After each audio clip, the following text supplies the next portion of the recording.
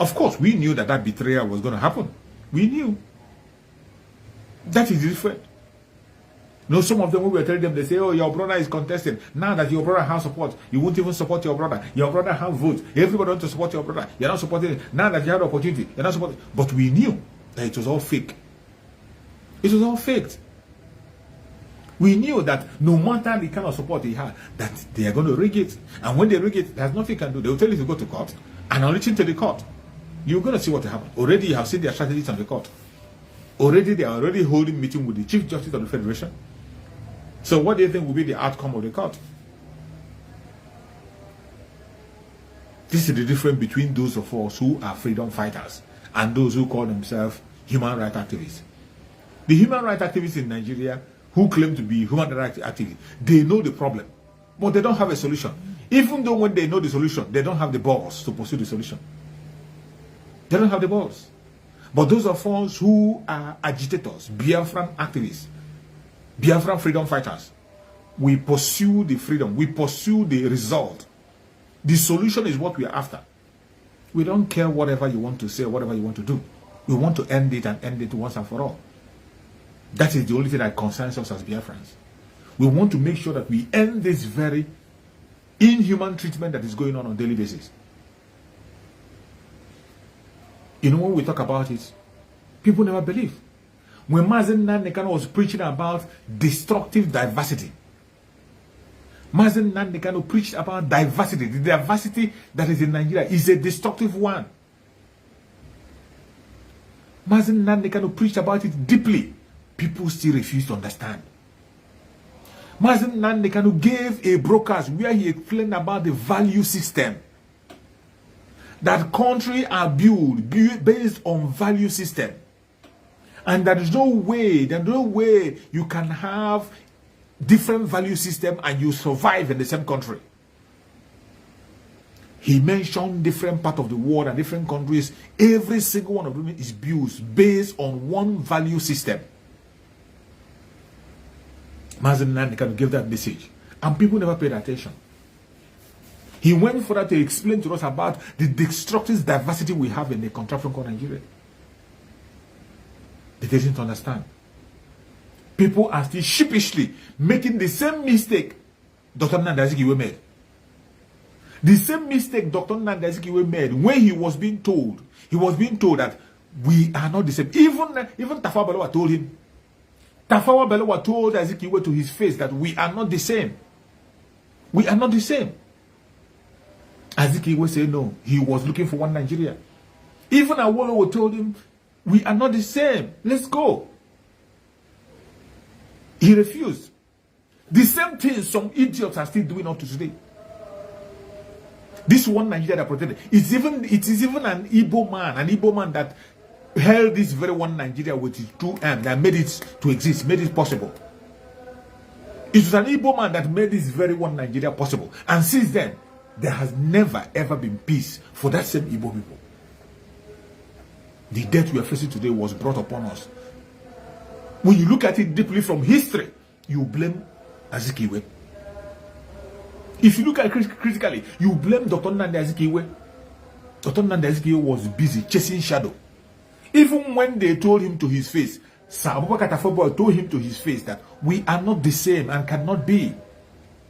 You are from the south, southeast, you are a Biafran, you are a Christian, I am a Muslim. From the north, a Fulani. We are not the same and can never be.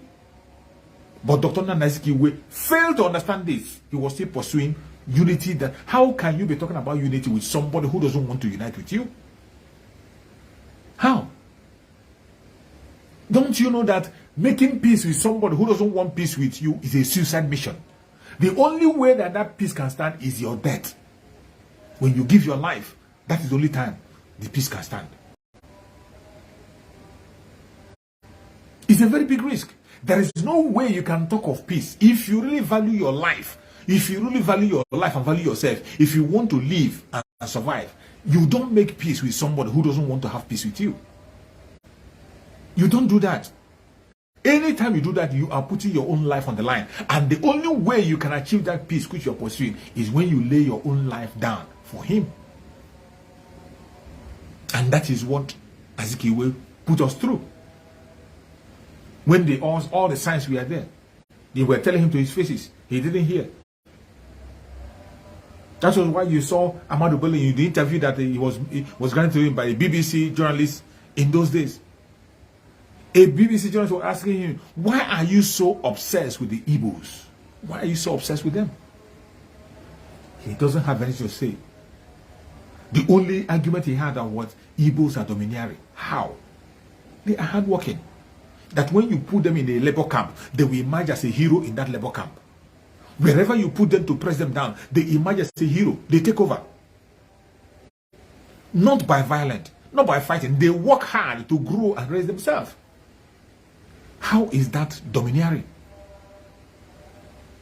You conducted a war against them. The whole world fought against them. Fought them for good 3 years. After the war, you said no veto, no vanquish. Even in the no veto, no vanquish, you seized all their properties. You seized all the money they had in the bank. And you gave to everybody 20 pounds.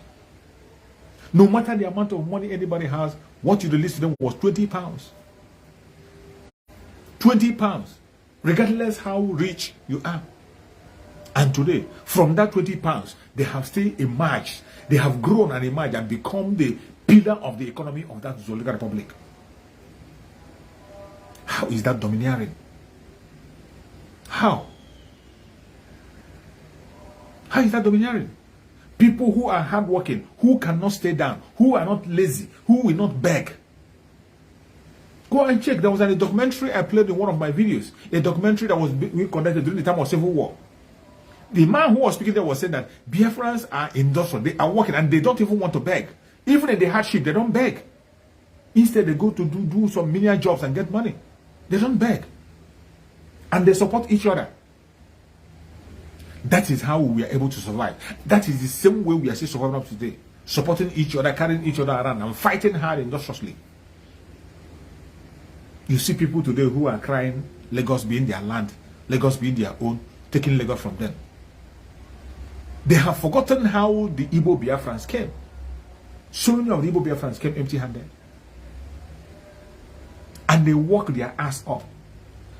They worked hard. They went on hunger strike. They slept without food so many days until they made it.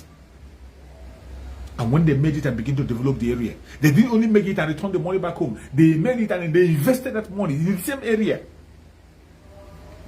You are not okay with that. Today you are attacking them. You are fighting them, pushing all manner of propaganda against them. They didn't just fall from the sky. They worked hard for it. And when you see some other people, they say that the Yorubas are accommodating. Yorubas are accommodating. That is it because you are accommodating? Is that why you have to now put somebody down? That you are accommodating? If there is no tribe that is as accommodating as the Igbos. No tribe. No tribe is accommodating as the Igbos. Very, very accommodating. And that is why they can survive and exist. Anywhere you find them, they will exist.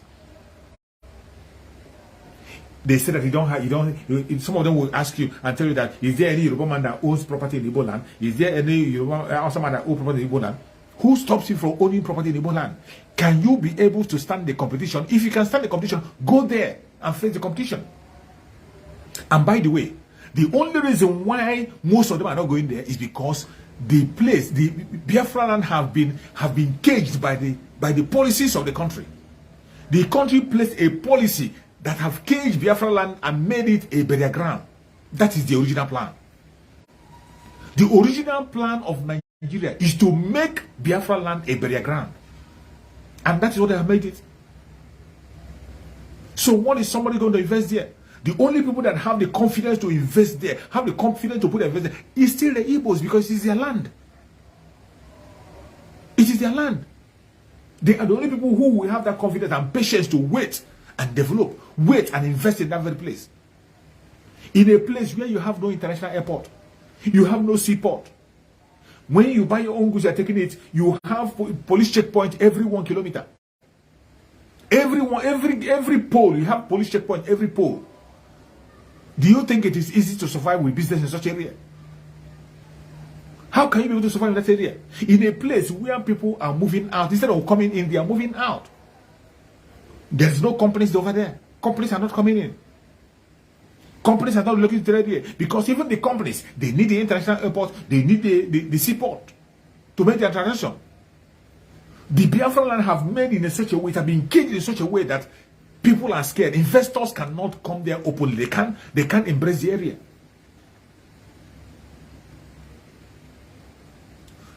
Try and allow the Biafran people have a seaport.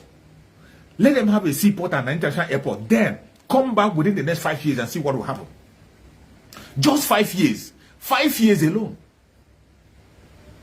Give Biafra people a seaport and airport in Biafra land. And then come back in, just come back in 10 years and see how the place will be. And see how developed the place will be. The reason why you don't come there to invest or do it because you know that you cannot survive it. You cannot survive the hardship that the businessmen in Biafra land are facing. You cannot survive the hardship and the attack that the businessmen in Biafra land are facing. You can't face it. You cannot survive it. No matter how you try, you can't survive it. You're welcome, my beloved brother Obina. I can see you. So finally, you caught up with me here. You're welcome, my beloved brother. This is where they have chased us. Let me see if I can bring you in. This is where they have chased us. We can no longer be able to. They suspended us from that side until whenever they decide to open it, then we can be able to continue. So, my fellow Biafrans, the attack we are facing is not a little one. The Biafran people are very formidable, and we are doing what we are supposed to do, fighting day and night, every minute, fighting to make sure that we liberate ourselves. It is not an easy task. We are going through a lot as Biafrans. We're going through a lot. There is no other ethnic group in Nigeria that faced the kind of humiliation we are facing. There's no ethnic group in that country that is facing the kind of difficulties we are facing. But in those difficulties and humiliation, we are still surviving. We are making waves and still we are the one holding the economy. And that is why I love the wake-up call that is coming. That is why I love the wake-up call we are seeing today. That is why I love the wake-up call that we are seeing today in Biafran land. It is no longer business as usual. People are waking up to their responsibilities. People are waking up to face the direction they're supposed to face. People are waking up to go back home and reinvest. We will not relent in our effort. If you are a Biafran, you have to raise your head high and be happy. You have not committed any crime. You owe nobody any apology. In fact, it is this same contraption that are supposed to be the one that's supposed to apologize to Biafrans. And not until they repent and apologize to Biafra, they will never ever see good. The contraption called Nigeria, except they apologize and repent from their evil ways, they will never ever know good. They will never. What crime have Biafrans committed? What crime have we committed? From the onset, every single time they attack, every time our businesses are attacked, most of the time it's not even something that concerns us. It's something that doesn't even have anything to do with us. Something that doesn't have anything to do with us. When you hear protests and riot in the north, most of the riots you see in the north, they are issues that doesn't have anything to do with an Igbo Biafran. But at the end of the day, they will face our businesses. Anytime there's a little attack, they will face our businesses. Anytime there's an argument, they will face our businesses. Anytime there's a little challenges, they will focus on our businesses. This will continue to happen. It will not stop until we get Biafra. That is why it has become very, very necessary that every one of us have to wake up. That is why it has become very necessary that we wake up. This very attack on the Igbo Biafrans will never ever stop until Biafra comes. That is why I say, if you are an Igbo Biafran and today you have not woken up, you are still sleeping. I don't know when you are going. You don't even deserve pity. You don't deserve pity because you will never wake up. If you have not woken up at this point, you will never ever wake up again. You never wake up. We have to continue to fight our battle. We have to take up and sit up and take up the responsibility. We must not allow any evil. We must not allow any propaganda, no matter where they bring it from. Don't allow those propaganda to shake you. It is time to go home. You are not needed in that contraption called Nigeria. You're not needed. They have said it in parable. They have said it to your face. They have spoken it to you. They have used their media to broadcast it. It is time for you to go. We have overstayed our welcome in Nigeria. The Biafran people have overstayed their welcome in Nigeria. It is time to go. And you don't beg people to let you go. You have to move. You have to move. You have to move. As Biafrans now have made up their mind to relocate their businesses, continue that relocation. Do not mind. It doesn't matter where you establish your business, they are going to come for you. They will come for you. Go to Nnewi today. Nnewi today, people are doing their businesses in Nnewi as a village. People are doing their businesses in their home, selling spare parts in their home. And people are coming from all over West Africa to there to buy it. People are coming from all parts of West Africa to Nnewi to buy what they want to buy. We have to adapt that system. Every Biafran must adapt that. Come back to Biafra land. We have enough land to establish all those markets. If possible, let us turn the whole Biafra land as markets. Turn the whole Biafra land as marketplace. They will come. They will come. At least when you mention Biafra, they will tell that when you go there, anything you leave, you will get it. Our brothers who are in Arabia, go to Aba in Arabia. Area market in Aba. People are coming to Arabia from all parts of the world, and they come there to buy things and they go. So we must not continue to say that we will do it. While we are pursuing our way to Biafra, we will continue to take our things back home. Take everything back home. Take everything back home. There is no more time. There is no more time. There's no more time. None of us should relent in our effort. Don't allow anybody to belittle you. Don't allow anybody to call you the name that is not yours. Don't accept slavery. Be out of fear.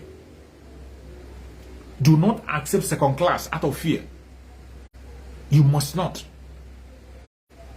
Every Biafran is a first class citizen. That is what we are. And no matter the propaganda or blackmail they bring, they cannot take away that from us. That is who we are.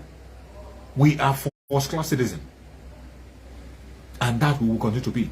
No man born of a woman can take that right from us. My brother Solomon, I don't know, you know Facebook with their wahala. Just keep trying. If they allow you, I bring you in. If they don't allow you, then we can try it again tomorrow. It's a new platform now that I'm broadcasting. We can't broadcast on King David because of their hindrances. I don't know. They just keep on blocking and putting some difficult things, but we will continue. So my fellow Biafrans, any place you are, try and make sure. Yeah, I saw your request. I accepted your request when you sent your request, but you couldn't be able to come out. I saw your request when you sent your request. I brought you in, but you couldn't be able to show up. So, my fellow Biafrans, every one of us must have to stand our ground. It is now or never. It is now or never. It is no longer time for us to begin to beg. It is no longer time for us to begin to pretend. It is no longer time for us to begin to say things that are irrelevant. In the period that we are in, it is fight to finish. It is fight to finish. You have to stand up for that which is yours. Don't allow anybody to put you down. Do not allow anybody. It doesn't matter who the person is. It doesn't matter the angle they are coming from. It doesn't matter who sent them. Do not allow anyone to put you down. We must have to take our responsibility. Stand up to our responsibility and do what we have to do. This call has been made for a very long time. A very long time, but many people are not paying attention. That is why I say, somehow, I love the attack that is coming. Every challenge that Igbo Biafrans are facing today, I love it. Because it is waking people up. Some of us are sleeping and snoring. Even in the very difficult and challenging time, so many of us are sleeping, deep in sleep, asleep, and snoring. Just imagine, after more than a decade, some people are just waking up because of what happened in Lagos.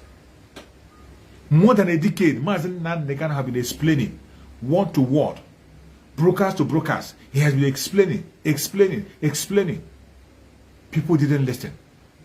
Our spokesperson, Mazen Simon, came on board. He was explaining, exposing. They didn't listen. So many of them, it took this, what happened in Lagos during the election, to wake them up. That was what woke many of them up. Many people, they woke up because of what happened in Lagos. And I asked myself, is this ordinary? Is this ordinary? Is this how we're going to survive? Is this how we're going to survive? It is so sad. It is so sad. But we will continue. We will continue to speak up. We will continue to voice out. We will continue to speak to every single person. We continue to speak to every single person to make sure everybody wake up. Because Mazen Nandekan, our supreme leader, have already said it, that we will not leave anybody behind. That is where we are still talking, crying on a daily basis, shouting. He said that we will not leave anybody behind. We must have to make sure that we carry along everybody. And that is what we are doing. That is why we continue to talk, we continue to shout, we continue to sensitize people. In the most difficult time, no matter how tired we are, no matter how they try to block us and stop us, we are still there, speaking on all platforms and speaking and talking. And I thank Chukwu that we are making great progress. We are making great progress. Under the autopiloted IPOB, with the help of our spokesperson, Master Simon, a lot of progress has been made, I must tell you. So if you are a Biafran, do not worry. All you have to do is to key in and